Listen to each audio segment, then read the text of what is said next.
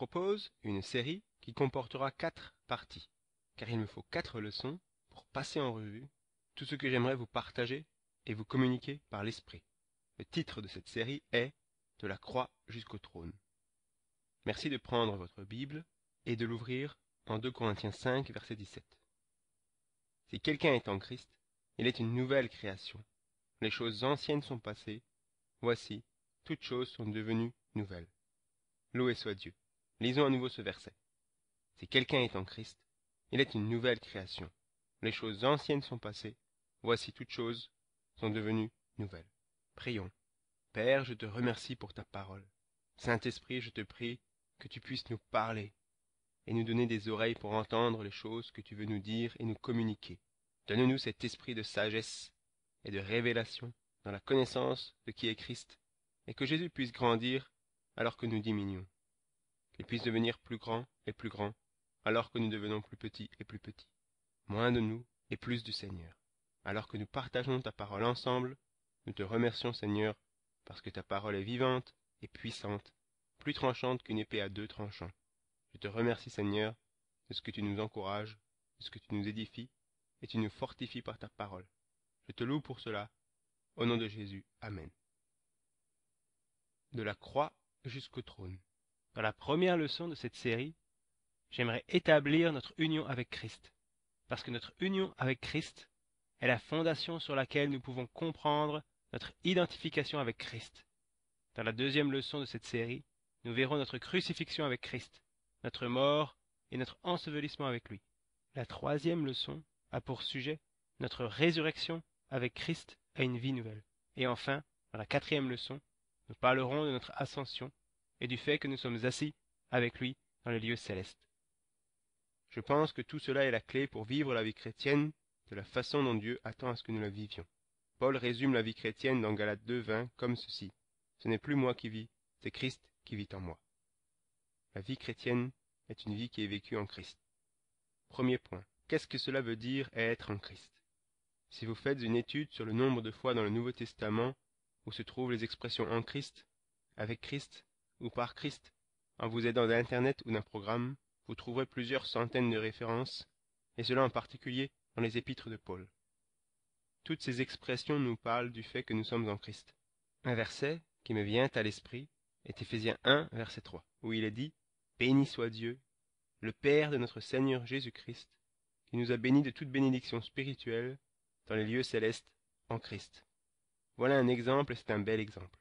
Remarquez que ce terme n'est pas utilisé comme un terme poétique ou comme un terme technique ou théologique, mais cela décrit en fait la vie chrétienne qui est une vie qui est vécue dans l'union avec Christ. Pour illustrer cela davantage, considérons 2 Corinthiens 5, verset 17. Si quelqu'un est en Christ, il est une nouvelle création. Tout l'objectif, le but et l'essence de ce que Dieu recherche, dans la façon dont il s'occupe de nous, est de nous sortir de nous-mêmes et de nous emmener en Christ. Parce qu'en Christ, nous sommes une nouvelle création. Quand nous vivons par nous-mêmes, par notre ancienne vie, de notre vieil homme, nous vivons selon l'ancienne création. Et l'ancienne création n'est pas la vie à partir de laquelle nous devrions vivre. Parce que si nous sommes en Christ, nous sommes une nouvelle créature. Il est dit les choses anciennes sont passées, voici toutes choses sont devenues nouvelles. Pourquoi est-ce que cet enseignement est nécessaire? Parce que je crois que la plupart des nouvelles créatures en Christ ne sont premièrement pas au courant qu'elles sont nouvelles, et deuxièmement parce qu'elles vivent encore selon les anciennes choses, ces choses anciennes qui auraient dû passer. Elles vivent encore selon ce qu'elles étaient, et non pas selon ce qu'elles sont. Savoir ce que nous sommes en Christ est une des choses élémentaires que nous avons besoin de comprendre. De la croix jusqu'au trône. C'est ce que nous verrons alors que nous poursuivrons cette étude, mais avant tout, considérons quelques versets. Prenons 1 Corinthiens 6, verset 17. Le sujet de notre première leçon est « être en Christ », ce que signifie « être en Christ ». Quand et comment sommes-nous entrés en Christ? Cela nous permettra ensuite de mieux comprendre comment notre identification avec Christ est supposée fonctionner. 1 Corinthiens 6, 17 dit « Mais celui qui s'unit au Seigneur est avec lui un seul esprit. Mais celui qui s'unit au Seigneur est avec lui un seul esprit. » Si vous regardez le contexte de ce verset, et le passage qui précède ce verset, vous verrez que Paul parle de la fornication. Et il dit au verset 16, « Ne savez-vous pas que celui qui s'attache à une prostituée est un seul corps avec elle? Car il est dit, les deux deviendront une seule chair. Est-ce que vous voyez cela? Mais il est dit, celui qui s'attache au Seigneur est avec lui un seul esprit. Voici donc une première illustration de ce que veut dire être uni à Christ. Cette première illustration de ce qu'être en Christ signifie est le mariage. La deuxième que nous verrons est le cep. Il y en a d'autres dans les Écritures, mais nous n'avons pas le temps de les voir toutes. L'image du mariage et du cep sont les deux principales sur lesquelles nous nous concentrerons. Lettre A. Nous avons deux illustrations de ce qu'être en Christ signifie. La première est le mariage et la seconde est le cep. Voici un autre passage dans Éphésiens 2, versets 30 à 32, qui est en corrélation directe avec ce que nous venons de lire. Dans le premier passage, il était question de relations sexuelles en dehors du mariage. Et ce second passage parle de relations sexuelles dans le mariage. Lisons en Éphésiens 5, verset 30. Parce que nous sommes membres de son corps, de sa chair et de ses os. Le verset qui suit est le même que celui que l'on trouve en Genèse 2, verset 24. C'est pourquoi l'homme quittera son père et sa mère et s'attachera à sa femme, et les deux deviendront une seule chair. Vous voyez cette illustration? Les deux deviendront une seule chair. Ensuite, le verset 32 dit « Ce mystère est grand, je dis cela par rapport à Christ et à l'Église. » Lettre B. Selon la Bible, quand un homme et une femme s'unissent l'un à l'autre, dans ou en dehors du mariage, ils deviennent une seule chair. Nous avons donc deux facettes de la même illustration. D'après la Bible, quand une femme et un homme sont unis ensemble dans ou en dehors du mariage, la Bible les voit de la même manière. Ils deviennent une seule chair. Ils deviennent une chair. Est-ce que cela paraît clair pour vous? Paul dit, voici le mystère. Et voici pourquoi il utilise cela comme un exemple. Parce qu'il dit, de la même manière, lorsque nous sommes unis au Seigneur, nous devenons un seul esprit avec lui. Lettre C. De la même manière, quand nous sommes unis au Seigneur, nous devenons un seul esprit avec lui. Nous ne devenons pas une seule chair avec lui. Cela est évident. Mais il est dit, celui qui s'unit au Seigneur est un seul esprit avec lui. Quand nous parlons d'être en Christ, de quoi parlons-nous? Nous parlons du fait que celui qui est uni au Seigneur est un seul esprit avec lui. Nous verrons cela illustré plusieurs fois, mais voici déjà un exemple. Lettre D. Le terme recevoir le Seigneur est davantage que simplement confesser quelque chose. C'est littéralement devenir un seul esprit avec lui. Considérons le terme recevoir le Seigneur. Vous entendez souvent les gens parler comme cela. Quand avez-vous reçu le Seigneur? Ou alors avez-vous reçu le Seigneur? Le terme recevoir le Seigneur signifie plus que juste confesser quelque chose. C'est sûrement cela, mais c'est aussi littéralement recevoir le Seigneur. Cela signifie qu'il vit en moi et que je vis en lui. Il y a une union. De la même manière, dit Paul, que lorsqu'un homme et une femme s'unissent ensemble. C'est littéralement devenir un en esprit avec lui. Ce n'est pas moi qui dis cela, c'est Paul qui dit cela. Et c'est le témoignage des Écritures. Celui qui s'unit au Seigneur est un seul esprit avec lui. Loué soit le Seigneur. Les amis, je vous dis que ce que je suis en train de vous enseigner est le secret pour vaincre. C'est le secret pour tenir ferme. C'est le secret pour être plus qu'un conquérant. C'est comprendre que ce n'est plus moi qui vis, mais Christ qui vit en moi. Celui qui vit en nous est plus grand que celui qui vit dans le monde. C'est une chose de juste citer un passage et de dire oui, je suis d'accord. Celui qui vit en moi est plus grand. Mais quand vous avez compris que celui qui est uni à Christ est un seul esprit avec lui, toute peur disparaît, le manque de foi disparaît. Pourquoi? Parce que ce n'est plus moi qui vis, c'est Christ qui vit en moi. Loué soit le Seigneur. Alors qu'est-ce que cela veut dire? Simplement qu'être en Christ signifie que nous sommes un seul esprit avec lui. Nous verrons aussi cela dans les autres références que nous aurons à lire. Allons maintenant dans l'évangile de Jean au chapitre 6. Jean a beaucoup de choses à nous dire sur notre union avec Christ. Lisons Jean 6, versets 53 à 56. Jésus leur dit, « en vérité, je vous le dis, si vous ne mangez la chair du Fils de l'homme, et si vous ne buvez son sang, vous n'avez point la vie en vous-même. Celui qui mange ma chair et qui boit mon sang a la vie éternelle.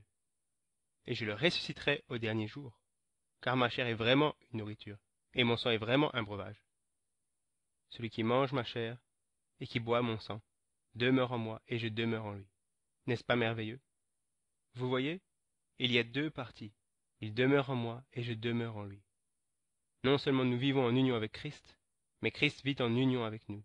Une autre traduction de Jean 6, 56 dit « celui qui mange continuellement de ma chair et qui boit continuellement de mon sang demeure en moi.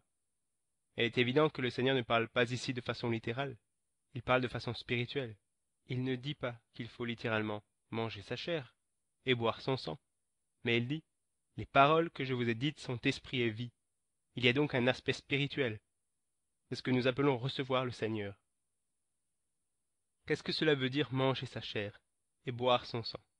Il est assez difficile de décrire de façon exacte ce que cela signifie, mais on peut voir cela comme recevoir le Seigneur. Et il dit que lorsque vous me recevez, lorsque vous demeurez en moi, je demeure en vous. C'est cela ce que veut dire être en Christ. Voici un autre passage de Jean. C'est Jean 14, versets 19 à 20. Et c'est aussi un très beau passage. Jésus dit, « Encore un peu de temps, et le monde ne me verra plus. Mais vous, vous me verrez, car je vis, et vous vivrez aussi. En ce jour-là, vous connaîtrez que je suis en mon Père, que vous êtes en moi, et que je suis en vous. Loué soit Dieu. » Nous n'avons pas beaucoup de difficultés à croire que Jésus était dans le Père, et que le Père était en Jésus. Mais regardez, il ne s'agit pas que de cela. Il dit, « En ce jour-là, vous connaîtrez que je suis en mon Père, que vous êtes en moi, et que je suis en vous. » Le prochain passage est Jean 15, versets 4 et 5. C'est la deuxième illustration. Nous avons parlé du mariage, et nous verrons ici le cep. Dans Jean 15, versets 4 à 5, Jésus dit, « Demeurez en moi, et je demeurerai en vous. » Comme le sarment ne peut de lui-même porter du fruit, s'il ne demeure attaché au cep, ainsi vous ne le pouvez pas non plus, si vous ne demeurez en moi. Je suis le cep, vous êtes les sarments. Celui qui demeure en moi, et en qui je demeure, porte beaucoup de fruits, car sans moi, vous ne pouvez rien faire.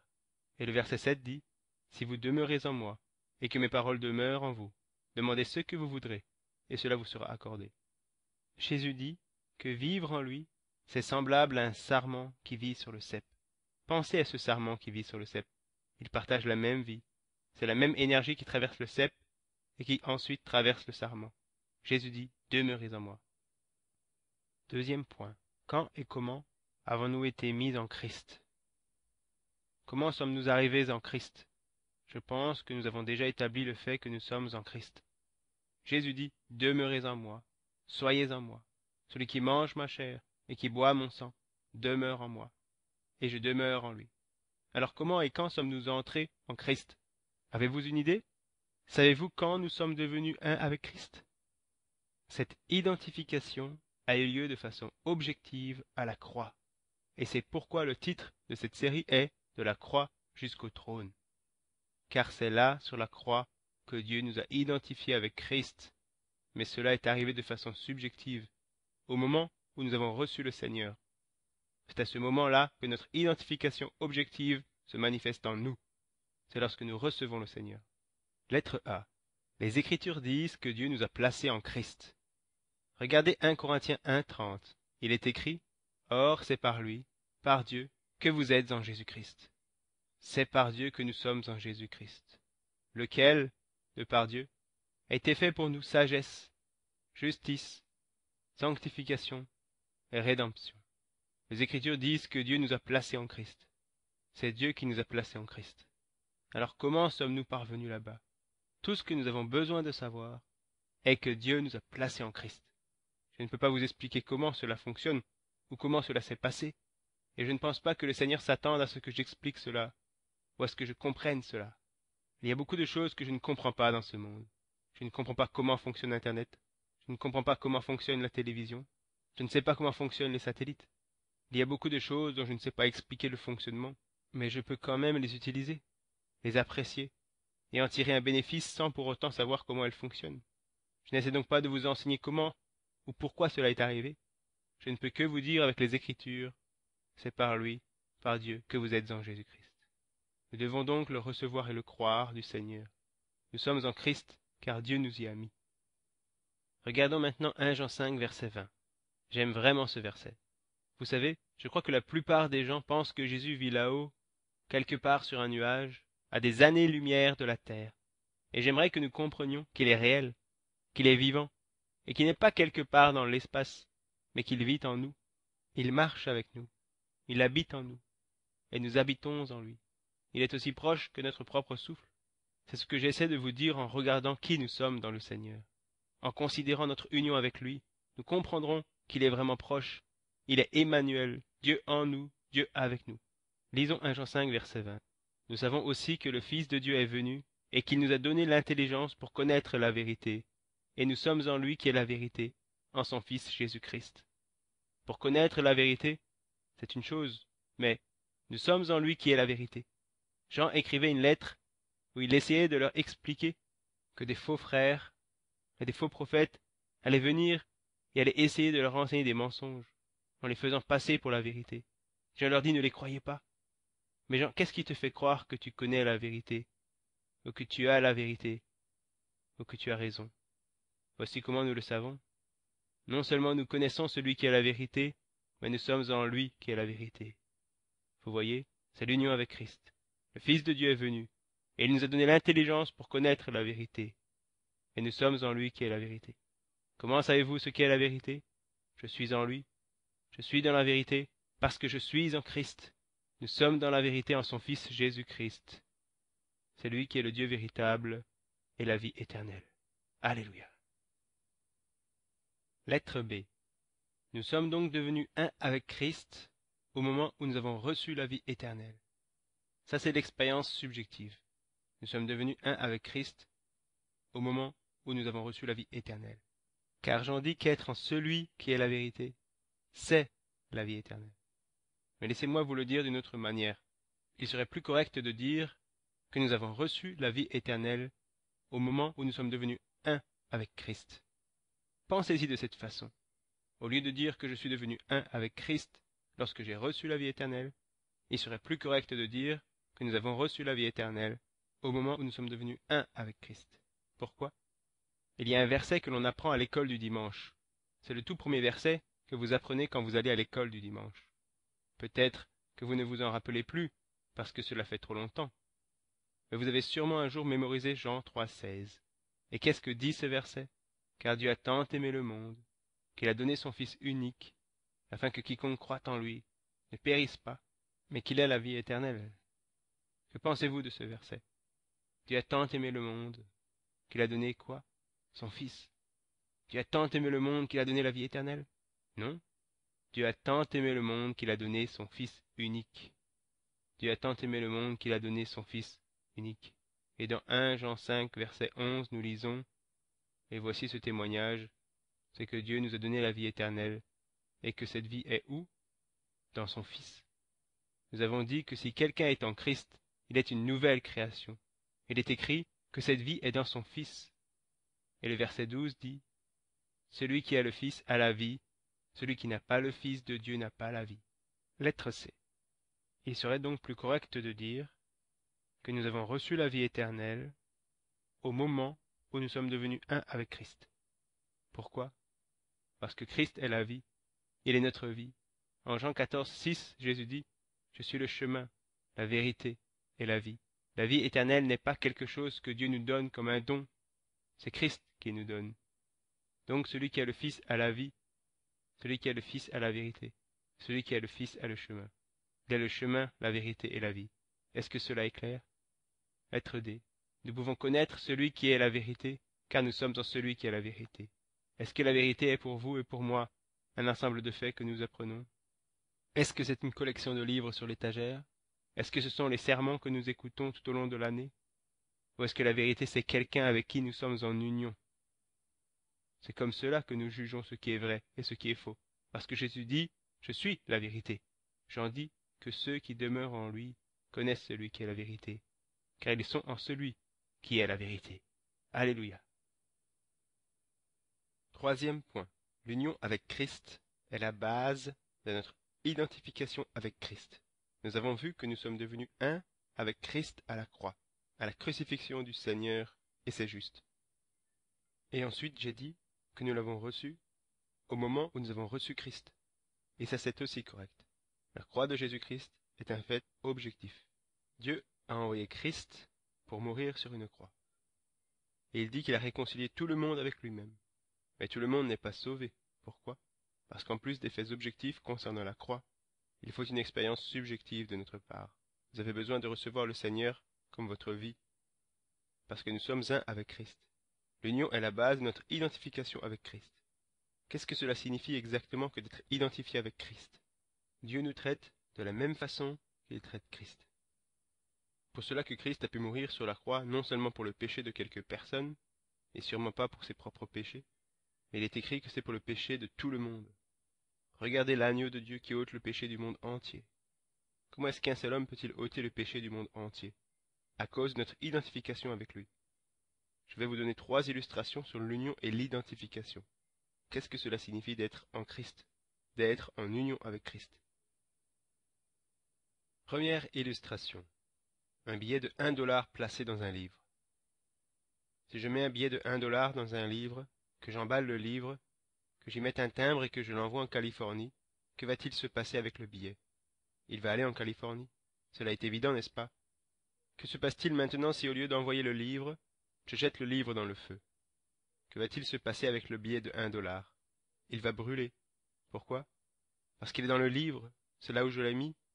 Que se passe-t-il si, et cela m'arrive parfois, je mets le billet dans le livre et que je l'oublie? Qu'est-ce qui arrive à l'argent? L'argent est perdu. Parce que lorsque je mets le billet dans le livre, tout ce qui arrive au livre arrive aussi au billet. Maintenant, si je prends le livre et que je l'enterre, le billet t'enterre avec lui. Et si je creuse et que j'en sorte le livre, qu'arrive-t-il au billet? Il ressort avec lui. C'est une première illustration. Voilà un exemple d'union. Laissez-moi vous demander s'il serait possible pour moi de mettre le billet dans le livre et d'envoyer le livre en Californie, mais que le billet arrive en Floride. Ce n'est pas possible. Aussi longtemps que le billet est à l'intérieur du livre, le billet ira là où le livre ira. Prenons une autre illustration. Deuxième illustration. Un passager dans un avion. Plusieurs d'entre vous ont déjà dû prendre l'avion. Qu'avez-vous à faire pour devenir un avec l'avion? Vous devez entrer dans l'avion. Une fois dans l'avion, vous vous installez dans un fauteuil. À ce moment, vous êtes un avec l'avion. On ferme la porte et vous êtes devenu un avec l'avion. Quand l'avion prend de la vitesse et qu'il s'envole dans les airs, qu'est-ce qui vous arrive? Vous vous élevez dans les airs avec lui. Pourquoi? Parce que vous êtes dans l'avion. Et si l'avion atteint l'altitude de 12 500 mètres, à quelle altitude serez-vous? À 12 500 mètres. Et s'il se passe quelque chose et que l'avion doit descendre à 10 000 mètres, est-ce qu'il se peut que vous restiez à 12 500 mètres? J'espère que non. Sinon vous auriez des soucis à vous faire. Quand l'avion monte, vous montez, et quand l'avion descend, vous descendez de façon littérale. Si l'avion se crache, vous vous crachez avec lui. Et si l'avion atterrit tranquillement, vous atterrissez tranquillement. Si votre avion atterrit à Seattle, vous n'atterrirez pas à Denver. Cela est impossible. Pourquoi? Car lorsque vous montez dans l'avion, vous devenez un avec l'avion. Et partout où il va, vous y allez aussi. Et si votre avion atterrit à Seattle, vous atterrissez à Seattle. Une troisième illustration maintenant. Quand mon père avait 16 ans, il a eu un accident de voiture. Ce fut un accident très grave, mais il a survécu. Comment pouvez-vous savoir qu'il a survécu? C'est parce que je suis là. Qu'est-ce qui se serait passé si mon père était décédé à l'âge de 16 ans? Je ne serais pas ici. Peut-être que vous vous dites, mais ce n'est pas juste. Je n'avais rien à voir avec cet accident. Je n'ai rien à voir avec ce que mon père a fait quand il avait 16 ans. Pourquoi est-ce que je devrais être pénalisé par quelque chose qui lui est arrivé? C'est parce que j'étais dans mon père, et ce qui est arrivé à mon père m'est aussi arrivé ainsi qu'à mon frère et à ma sœur. Alors s'il avait été tué à 16 ans, cela aurait tué toute sa descendance. Nous savons qu'il a survécu, car plus tard il s'est marié, et il a eu des enfants et je suis là. Et que se serait-il passé si à l'âge de 8 ans je m'étais noyé? Que se serait-il passé avec mes enfants? Ils ne seraient pas là. Pourquoi? Parce que je n'aurais pas été là pour les concevoir. Il y a un verset des Écritures qui explique cela. Prenez 1 Corinthiens 15, verset 22. Et comme tous meurent en Adam, de même aussi tous revivront en Christ. Et comme tous meurent en Adam, de même aussi tous revivront en Christ. Qu'est-ce que je veux dire par tous meurent en Adam? Eh bien, chacun d'entre vous descend d'Adam, et lorsqu'Adam a péché, il a reçu la mort dans son esprit. Et il est dit que cette mort est passée à tous les hommes, car tous meurent en Adam. Vous pouvez voir que nous étions en Adam lorsque nous naissons sur cette terre. Pourquoi? Parce que vous n'avez pas besoin d'apprendre à un enfant à pécher. Vous n'avez pas besoin de lui apprendre à dire des mensonges. Vous n'avez pas besoin de lui apprendre à être égoïste. C'est comme cela que les enfants viennent au monde. Et la Bible dit qu'en Adam tous sont morts. Et nous savons que cela est vrai. Nous n'étions pas dans le jardin. Nous n'avons rien à voir avec ce qu'Adam a fait. Mais aussi vrai que si mon père avait été tué dans cet accident, je serais mort. De la même manière, Adam est mort dans le jardin d'Éden. Il a été séparé de la vie de Dieu. C'est pour cela qu'il est dit dans 1 Corinthiens 15, 22 que tous meurent en Adam. Cela ne semble pas juste, pas du tout juste. Peut-être que ce n'est pas juste que nous soyons punis pour ce qu'Adam a fait il y a 6000 ans, mais il était notre père. Mais ici, juste ici, où nous pourrions être fâchés et frustrés par rapport à quelque chose sur quoi nous n'avons aucun contrôle, ici, dans ce même principe, nous trouvons aussi la vie. Parce que l'autre partie de l'équation est, comme tous meurent en Adam, de même aussi tous revivront en Christ. Tous revivront en Christ. Cela est simplement lié à qui est votre Père. Vivez-vous à partir de votre lien avec Adam, ou vivez-vous en union avec Christ? Notre union avec Christ signifie que nous sommes le sarment crucifié, enseveli, ressuscité, élevé et assis dans les lieux célestes d'un cep crucifié, enseveli, ressuscité, élevé et assis dans les lieux célestes. Celui qui est uni au Seigneur est un seul esprit avec lui. Quand cela s'est-il passé? Cela s'est passé lorsque l'agneau est allé à la croix et a pris le péché du monde entier. À ce moment de l'histoire, il s'est passé la même chose que lorsque l'on met le billet de $1 dans le livre, que lorsque l'on met le passager dans l'avion. Et c'est aussi comme si on me mettait à l'intérieur de mon père, de mon grand-père ou d'Adam. Il est dit qu'à ce moment Dieu nous a mis en Christ. Parce que nous sommes en Christ, sa mort est ma mort. Et son ensevelissement, sa résurrection, son élévation, et le fait qu'il est assis dans les lieux célestes, tout cela est à moi en Christ. Lettre B. Notre union avec Christ signifie que nous sommes les sarments crucifiés, ensevelis, ressuscités, élevés et assis dans les lieux célestes, d'un cep crucifié, enseveli, ressuscité, élevé et assis dans les lieux célestes. Comment cela pourrait-il en être autrement? Serait-il possible pour Christ de mourir et pour nous de rester vivants? Serait-il possible pour lui de ressusciter et pour nous de rester morts? Non. Comme tous meurent en Adam, de même aussi tous revivront en Christ, car la même loi qui agit contre nous en Adam agit pour nous en Christ. Loué soit Dieu. Peut-être que vous vous dites, tout cela sonne bien, frère, mais je ne sais pas ce que vous voulez dire par j'ai été crucifié avec Christ, ou je suis mort avec Christ, ou j'ai été enseveli avec Christ. Je ne comprends pas cela. Eh bien, c'est ce dont nous parlerons dans les 3 prochaines leçons de cette série. Mais j'aimerais juste faire un rapide survol pour vous montrer comment Dieu nous a identifiés à Christ. Premièrement, la Bible dit que nous avons été crucifiés avec Christ. Pour bien comprendre cela, prenons Galates 2, verset 20. Peut-être avez-vous déjà lu ce passage, mais peut-être que vous n'avez pas réalisé que Dieu nous a identifiés à Christ dans sa crucifixion, sa mort, son ensevelissement, sa résurrection, son ascension, et avec le fait qu'il est assis dans les lieux célestes. Et vous n'avez pas encore vu que non seulement Christ a vécu cela, mais que nous avons été faits un avec lui, et que lorsqu'il est mort, nous sommes morts. De la même façon que tous meurent en Adam, de même aussi tous revivront en Christ. Regardez maintenant Galates 2, verset 20.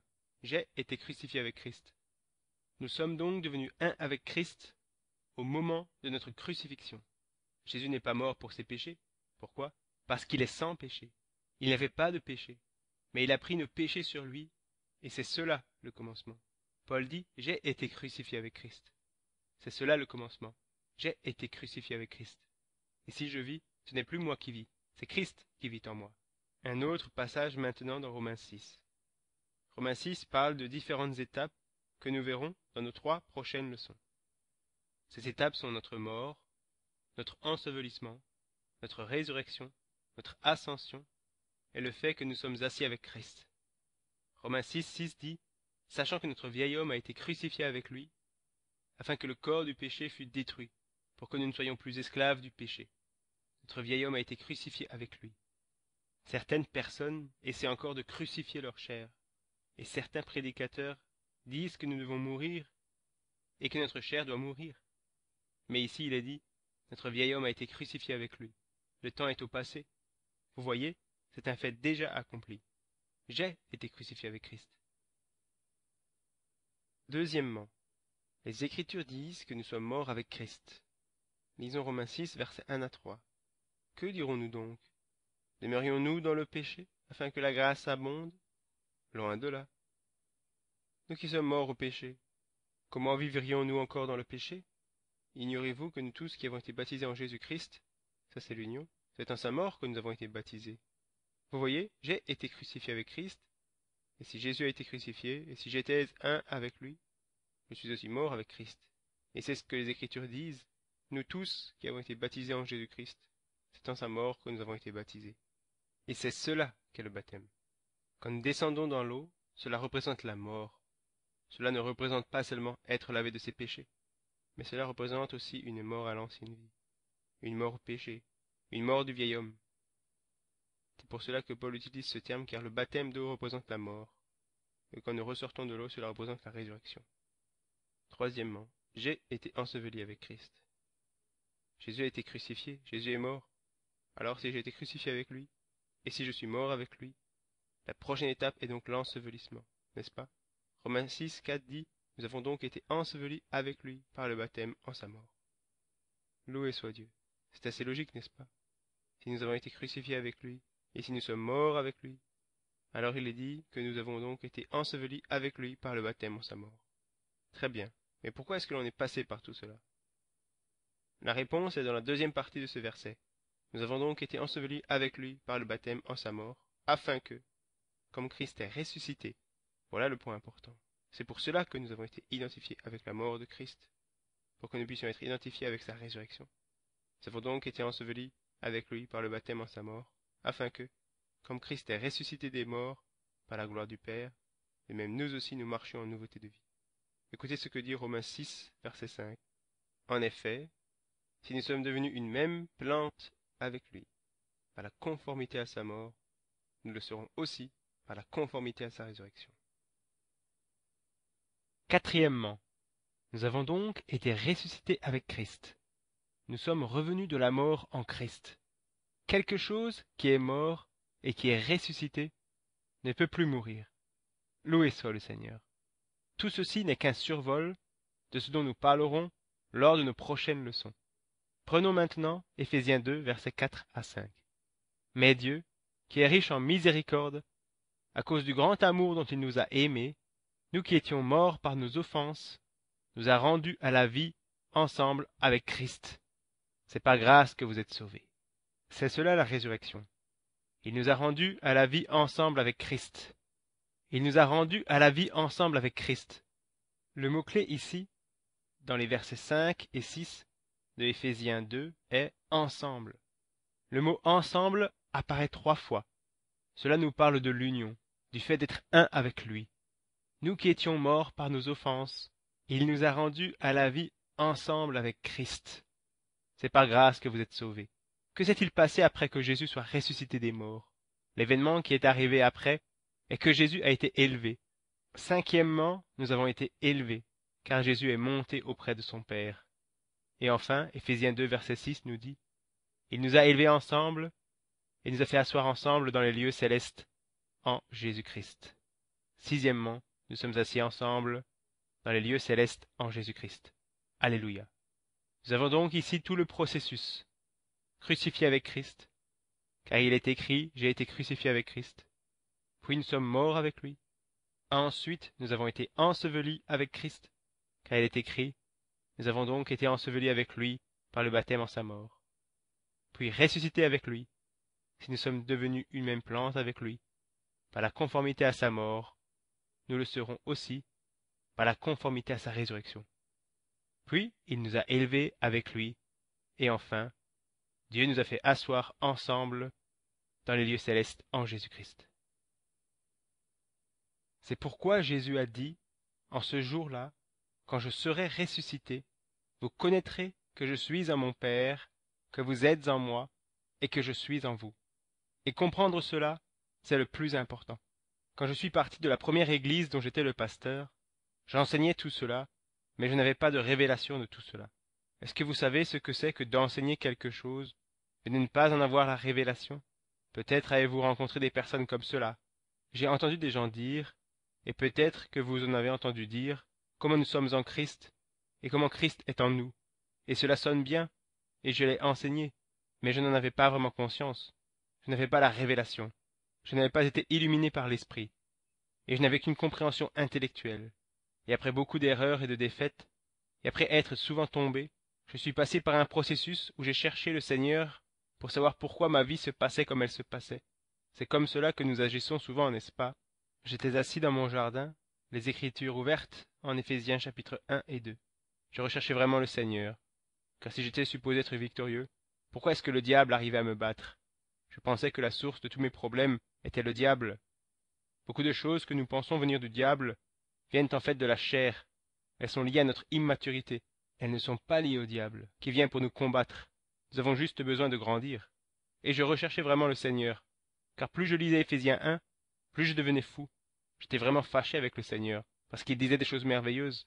Par exemple, au verset 19 du chapitre 1, il est écrit « L'infinie grandeur de sa puissance, se manifestant avec efficacité par la vertu de sa force, il l'a déployée en Christ, en le ressuscitant des morts, et en le faisant asseoir à sa droite dans les lieux célestes, au-dessus de toute domination, de toute autorité, de toute puissance, de toute dignité, et de tout nom qui peut être nommé, non seulement dans le monde présent, mais encore dans le monde à venir. Il a tout mis sous ses pieds, et il a donné pour chef suprême à l'Église, qui est son corps, la plénitude de celui qui remplit tout dans tous. Je voyais bien que cela était la chose la plus grande dans le monde, mais je ne voyais pas comment cela pouvait s'appliquer à moi, parce que j'étais vaincu. La plupart d'entre nous, nous n'avons aucun problème pour croire que Jésus est Seigneur, que Jésus a été exalté au-dessus de toute domination, de toute autorité, de toute puissance, de toute dignité, et de tout nom qui peut être nommé. Il est plein de gloire et de grâce, et plein de force et de puissance. Nous n'avons pas de problème pour croire cela.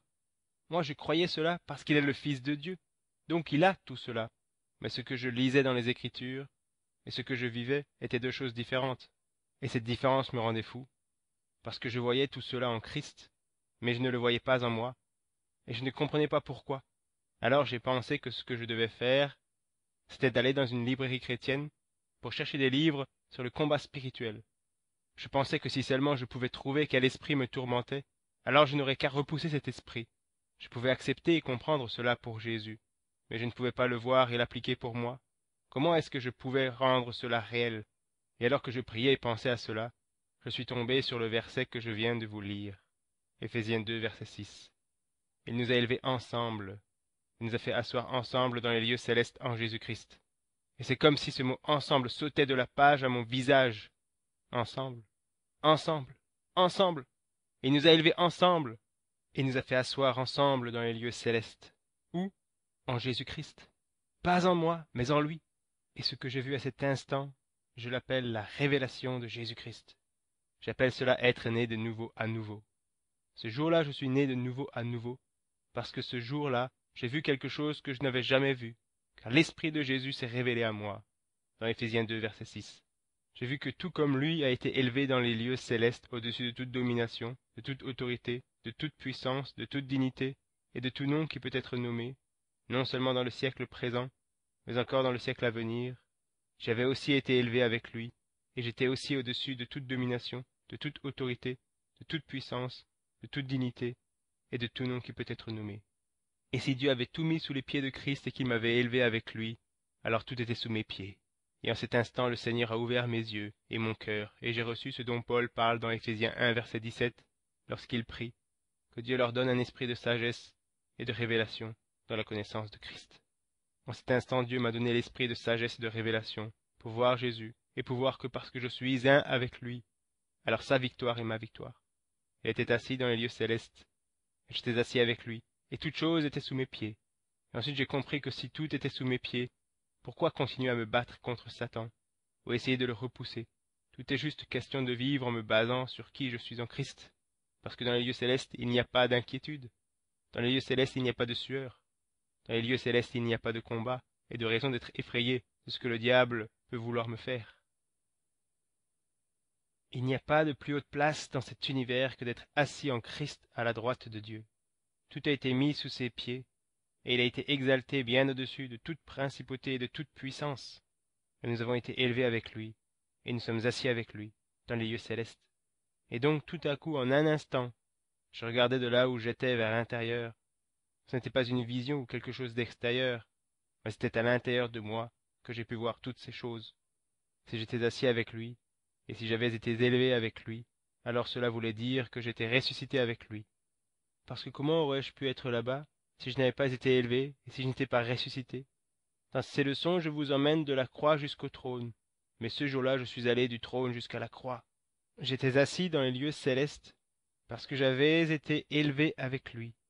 Et j'avais été élevé avec lui parce qu'il m'avait ressuscité avec Christ. Et je savais que si j'avais été ressuscité, alors j'avais été enseveli avec lui. Et si j'avais été enseveli avec lui, alors j'étais mort avec lui. Et si j'étais mort avec lui, alors j'avais été crucifié. Et c'est là que j'ai commencé à voir que la croix n'est pas la fin de la vie, mais le commencement de la vie. Jésus dit, prenez votre croix et suivez-moi. La croix n'est pas la fin de la vie, les amis. La croix est le commencement.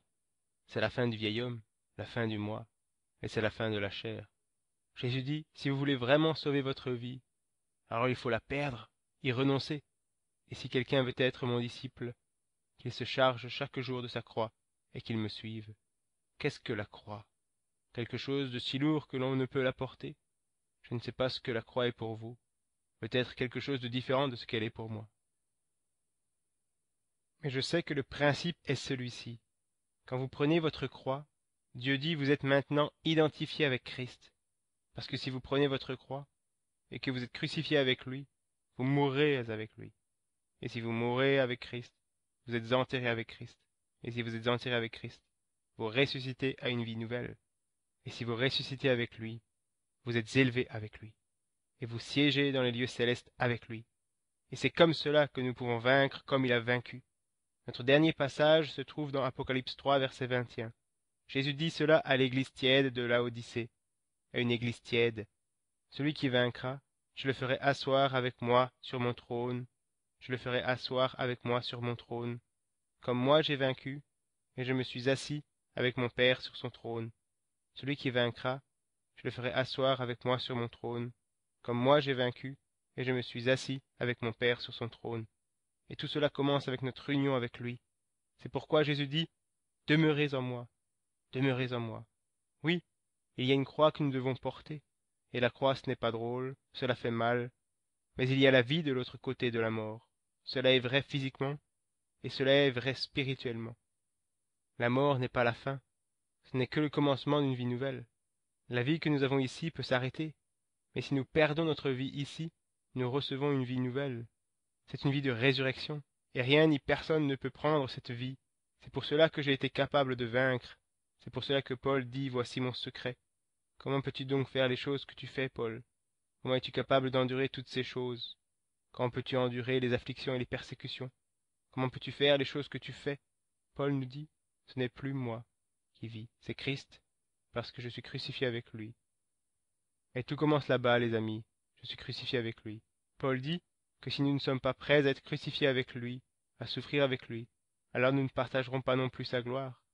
Mais si nous souffrons avec lui, nous partagerons sa gloire. Diriger et régner avec lui. Qu'est-ce que cela veut dire? Être assis comme un roi, au-dessus de toute chose? Je pense que cela signifie simplement vaincre toute chose, n'être dirigé par rien, ne pas être dirigé par les autres, ne pas être dirigé par les autres personnes, ne pas être dirigé par mes circonstances, ne pas être dirigé par ma chair, ne pas être dirigé par le péché. Vaincre comme Christ a vaincu, c'est aussi simple que cela. C'est demeurer sur le cep. Les sarments demeurent sur le cep et suivent ce que fait le cep. Dieu vous a mis en Christ.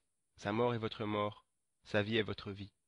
Et nous regarderons cela de plus près lors de nos 3 prochaines leçons. Mais je prie que cela puisse vous encourager et vous donner à réfléchir. La mort n'est pas la fin, les amis, la mort est le commencement. La croix n'est pas la fin, c'est le commencement. La croix est la porte pour marcher dans l'esprit. Et quand vous prenez votre croix, et que vous vivez à partir de qui vous êtes en Christ, comme quelqu'un qui est assis dans les lieux célestes en lui, vous ne pouvez pas être tué, donc vous n'avez rien à craindre, car vous êtes exalté avec lui au-dessus de toute chose. Mais bien sûr, vous ne pouvez pas en retirer de la fierté, parce que vous n'avez rien fait pour en arriver là. Rappelez-vous, nous avons lu en 1 Corinthiens 1:30 que c'est par Dieu que nous sommes en Jésus-Christ. Il nous a sauvés, il nous a lavés, il nous a purifiés, il a pris les péchés sur lui. Alors que nous étions encore pécheurs, Christ est mort pour nous. Il est le chemin. Le chemin est prêt. Tout ce que nous avons à faire, c'est l'emprunter. Il n'est pas écrit, allez par vous-même en Jésus. Il est écrit, vous êtes en lui par Dieu. Demeurez en lui. Voilà ce que nous devons faire. Demeurer là où Dieu vous a placé, et c'est en Christ, parce que qu'en Christ est la victoire. En Christ nous pouvons vaincre. Que dit Jean 3,30? Il doit grandir, mais je dois diminuer. C'est la mort, l'ensevelissement et la résurrection tout ensemble. C'est l'objectif et le plan de Dieu, pour nous en tant que disciples individuels, corporativement pour toute l'Église, et collectivement pour toute la création. Moins de moi, et plus de Christ. Et lorsque je diminue, il grandit. Loué soit le Seigneur. Prions. Père, je te remercie de ce que je suis crucifié avec Christ. Pourtant, si je vis, ce n'est pas moi, mais Christ qui vit en moi. Père, je te remercie de ce que tu ne nous enseignes pas à recevoir davantage, mais à abandonner davantage. Pas à grandir avec l'accroissement, mais à grandir en diminuant. Car lorsqu'il y a moins de nous, alors il y a plus de Jésus. Et c'est cela la croissance spirituelle. Je te remercie, Père, de ce que tu nous as identifiés avec Christ. Tu nous as placés en lui, de la même manière que le billet va dans le livre, et qu'il partage le même sort que le livre. Tout comme le passager va dans l'avion, et qu'il partage le sort de l'avion. De la même manière que chacun d'entre nous était dans ses parents et en Adam lorsqu'il a péché, et qu'Adam a par cela transmis la mort à tout le monde.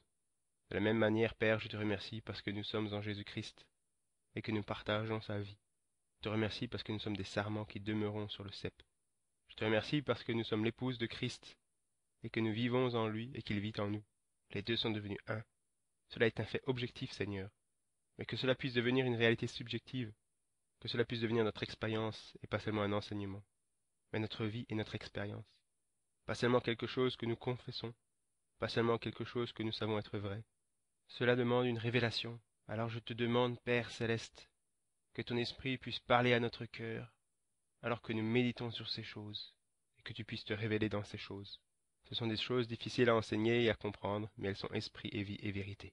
Je te loue et je te glorifie. Seigneur, je te remercie pour la parole que tu nous as donnée, et je prie que ton esprit puisse mettre cela bien profondément en nous, alors que nous continuons d'étudier, de lire et de prier. Nous te louons au nom de Jésus. Amen.